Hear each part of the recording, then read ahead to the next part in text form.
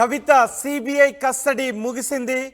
దీంతో కవితను సిబిఐ ప్రత్యేక న్యాయస్థానం ముందు సిబిఐ అధికారులు హాజరుపరిచారు. సో కవితను కస్టడీ ముగియడంతో జ్యుడిషియల్ రిమాండ్కు పంపించారు.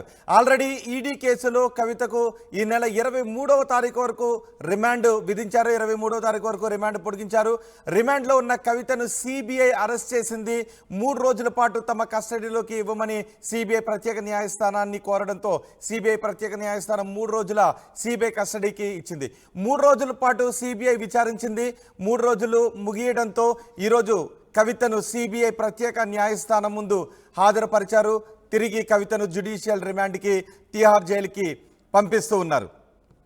3 రోజుల సిబిఐ విచారణలో చాలా విషయాలు ప్రశ్నించినట్టుగా తెలుస్తోంది. అయితే కవిత సిబిఐ ప్రత్యేక న్యాయస్థానం నుంచి బయటకు వస్తూ ఇది సిబిఐ కస్టడీ కాదు, బీజేపీ కస్టడీ, బయట బీజేపీ వాళ్ళు మాట్లాడతారు, లోపల సిబిఐ వాళ్ళు అడుగుతున్నారు, మాట్లాడారు అని కవిత అంటూ ఉన్నారు. ఢిల్లీ రౌస్ అవెన్యూ కోర్టులో సిబిఐ అధికారులు హాజరుపరిచారు. సిబిఐ అధికారులు సిబిఐ ప్రత్యేక న్యాయస్థానంలో హాజరుపరిచిన తర్వాత మళ్ళీ తిరిగి రిమాండ్కు తరలిస్తున్న దృశ్యాలు ఆర్టీవీ స్క్రీన్ పైన చూస్తున్నాం. కోర్టు హాల్ నుంచి బయటకు వస్తున్న దృశ్యాలు మనం చూస్తున్నాం. రేపు కవిత రెగ్యులర్ బెయిల్ పిటిషన్పై విచారణ జరగబోతోంది.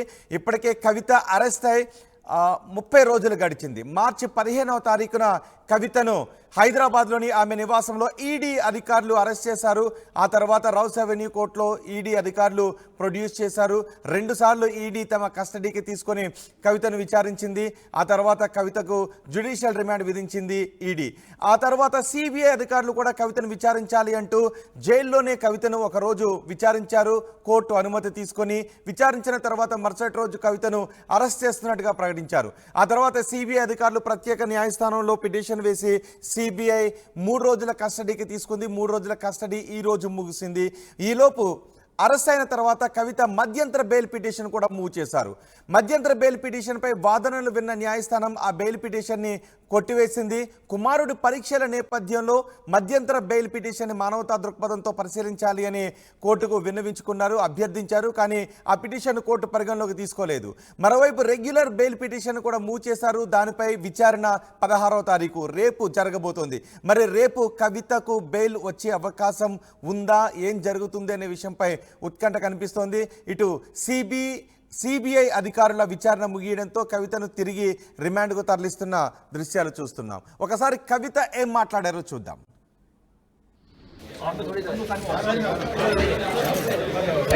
కస్టడీ కాదు, బీజేపీ కస్టడీ. బయట బీజేపీ వాళ్ళు మాట్లాడేది, లోపల సిబిఐ వాళ్ళు కూడా అడుగుతున్నారు. అడిగిందే అడుగుతున్నారు. 2 నెలల నుంచి నథింగ్ న్యూ.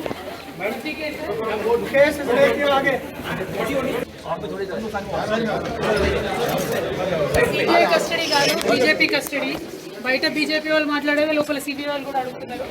అడిగిందే అడుగుతున్నారు. 2 నెలల నుంచి నథింగ్ న్యూ.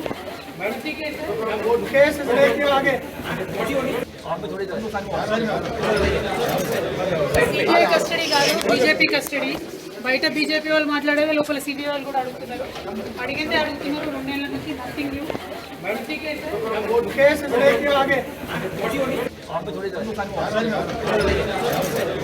సిబిఐ కస్టడీ కాదు, బీజేపీ కస్టడీ. బయట బీజేపీ వాళ్ళు మాట్లాడేది, లోపల సిబిఐ వాళ్ళు కూడా అడుగుతున్నారు. అడిగిందే అడుగుతున్నారు. 2 నెలల నుంచి నథింగ్ న్యూ.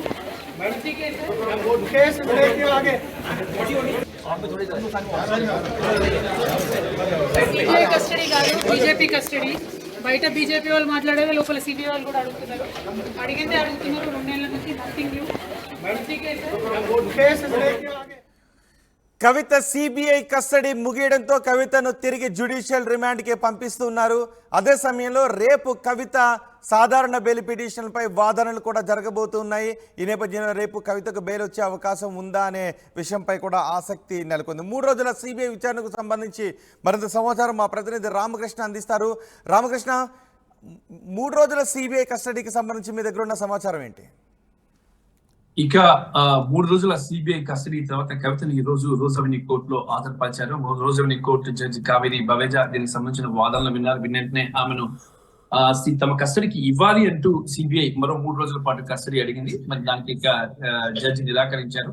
ఆ నిరాకరించిన నేపథ్యంలో ఇక కవితకు ఈ నెల 23 వరకు అంటే 8 రోజుల పాటు జ్యుడిషియల్ రిమాండ్ విధిస్తూ రోజ్ అవెన్యూ కోర్టు డెసిషన్ తీసుకుంది. అయితే ఇక్కడ ఒక కీలకమైన అంశం ఏంటంటే కవిత 3 రోజులు కూడా తమకు సహకరించలేదు. అలాగే కస్టడీలో అనేక అంశాలను ఆమె దాటవేశారు. ఈ అంశాలకు సంబంధించి అనేక వాదనలు విన్నప్పటికీ కూడా కవిత చాలా వరకు కుటుంబ వ్యాపారాలకు సంబంధించి కానీ ఆస్తులకు సంబంధించి కానీ ఎలాంటి అంశాలు కూడా వివరించట్లేదు. దాదాపుగా ఇంకా మరికొన్ని సెల్ ఫోన్స్ ఉన్నాయి. ఆ సెల్ ఫోన్స్ ను కూడా తమకి హ్యాండ్ అవుట్ చేయాలని చెప్పినప్పుడు కూడా వాటికి సంబంధించిన వివరాలు కూడా వెల్లడించలేదు. డేటాలంతా కూడా సెల్ ఫోన్స్ లో మొత్తంగా కూడా ఫార్మాట్ చేశారు. ఇదంతా కూడా చాలా ప్రీ ప్లాన్డ్ గా చేశారని చెప్పేసి కూడా సిబిఐ అధికారులు కోర్టుకు చెప్పారు. కోర్టుకు చెప్పినప్పుడు కోర్టు అయితే మాత్రం ఆల్రెడీ 3 రోజులు కస్టడీ ఇచ్చాం కాబట్టి కస్టడీకి ఇవ్వలేమంటూ రోజ్ అవెన్యూ కోర్టు కవితను జ్యుడిషియల్ రిమాండ్ విధించింది. 23 వరకు జ్యుడిషియల్ రిమాండ్ విధించింది. 23 తర్వాత ఆమెను తిరిగి మళ్ళీ రోజ్ అవెన్యూ కోర్టులో ప్రవేశపెడతారు. ఈలోగా గానీ మళ్ళీ సిబిఐ గానీ మళ్ళీ ఒకసారి పిటిషన్ వేసి మాకు ఆమెను కావాలి, మా దగ్గర ఈ ఆధారాలు ఉన్నాయని చెప్పేసి కొన్ని అంశాలకు సంబంధించి కానీ క్లియర్ కట్ ఎవిడెన్సెస్ గానీ సిబిఐ గానీ కోర్టుకి ముందు ప్రొడ్యూస్ చేసి అలాగే కోర్టును రిక్వెస్ట్ చేస్తే మళ్ళీ ఆమెను సిబిఐ కస్టడీకి ఇచ్చే అవకాశాలు కూడా ఉన్నాయి. మరి ఈడీ కూడా ప్లాన్ చేస్తుంది మళ్ళీ ఆమెను కస్టడీకి తీసుకోవాలి, ఇంకా చాలా అంశాలు ఉన్నాయి. అయితే సిబిఐ అడిగిందా మళ్ళీ కస్టడీ కావాలి అనే విషయాన్ని? సిబిఐ అడిగింది కానీ జడ్జి అయితే తోసిపుచ్చారు, ఇవ్వడానికి నిరాకరించారు. ఆల్రెడీ 3 రోజులు ఇచ్చాము, చాలా ఇన్ఫర్మేషన్ మీరు గ్యాదర్ చేస్తుంటారు. ఇక సమాచారాన్ని అయితే ఈ సిబిఐ రిక్వెస్ట్ ని జడ్జి తోసిపుస్తూ 23కి వాయిదా వేయడం జరిగింది. అయితే కవిత బయటకు వచ్చినప్పుడు ఒక విషయం చెప్పారు, ఇది సిబిఐ కస్టడీ కాదు, బీజేపీ కస్టడీ. మరి బయట బీజేపీ వాళ్ళు ఏం మాట్లాడుతున్నారు, ఇక్కడ సిబిఐ అదే మాట్లాడుతుంది. చాలా కుట్రపూరితంగా వ్యవహరించారు. అలాగే ఈ కేసులో తన పాత్ర ఏమీ లేదు, అసలు ఆధారాలే లేవు సిబిఐ దగ్గర కానీ ఎన్ఫోర్స్మెంట్ డైరెక్టరేట్ వద్ద. కేవలం కుట్రపూరితంగా బీజేపీ చేస్తున్నటువంటి కుట్రలో భాగంగానే తను అరెస్ట్ చేశారంటూ కవిత వ్యాఖ్యలు చేయడం జరిగింది. మరి ఆమెను కోర్టు హాల్ నుంచి ఆమెను కిందకి వెహికల్ దగ్గరికి తరలిస్తున్న సమయంలో ఆమె ఈ వ్యాఖ్యలు చేయడం జరిగింది. అయితే సిబిఐ అధికారులు చెప్తుంది ఏంటంటే కవిత మాకు సహకరించలేదు అనేది ప్రధానంగా వాదనలు వినిపిస్తున్నారు.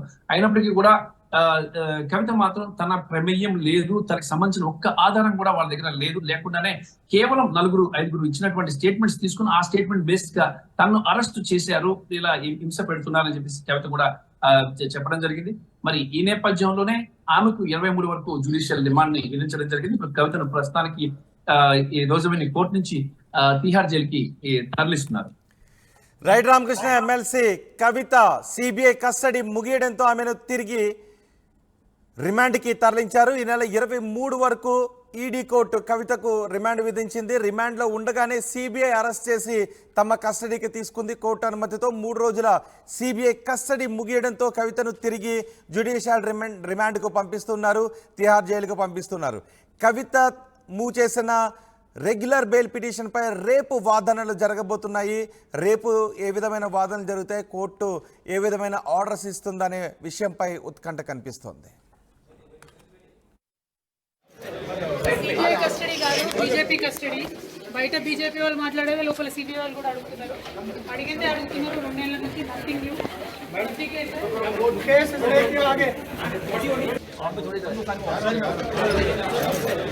సిబిఐ కస్టడీ కాదు, బీజేపీ కస్టడీ. బయట బీజేపీ వాళ్ళు మాట్లాడేది లోపల సిబిఐ వాళ్ళు కూడా అడుగుతున్నారు. అడిగిందే అడుగుతున్నారు. 2 నెలల నుంచి నథింగ్ న్యూ.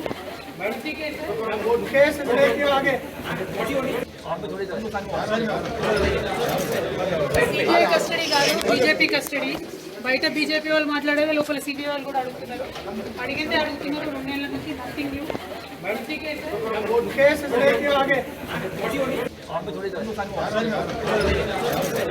సిబిఐ కస్టడీ కాదు, బీజేపీ కస్టడీ.